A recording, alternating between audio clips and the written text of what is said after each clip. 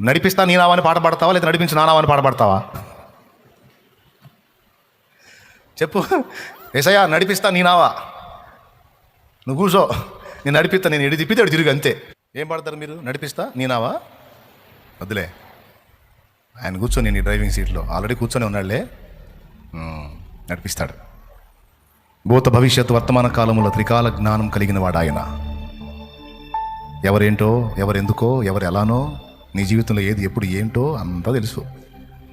సమస్తము ఎదిగినటువంటి సృష్టికర్తకు నీ జీవితాన్ని, నీ సమస్త ఆలోచనలు, నీ పరిస్థితుల్ని, సమస్యల్ని అప్పచెప్పి నీ చిత్తమే సిద్ధించుగాకాను, నీ ఆలోచనే నెరవేరునుగాకాను, నీ సంకల్పమే సిద్ధించునుగాకాను.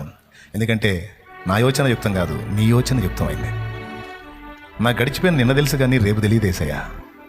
కానీ నీకు నా నిన్న తెలుసు, నేడు తెలుసు, రేపు కూడా తెలుసు. కాబట్టి అన్ని కాలాలుగా సరిపోయిన వాడికి నీ జ్ఞానం గొప్పదయ్యా. నీ ఆలోచనే నాలో నెరవేరాలి. దేవుని యందు అన్యాయం లేదు.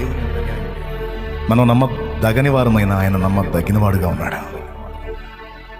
మనం అబద్ధికులు అవుతామో కానీ దేవుడు సత్యవంతుడు కాక తీరడం.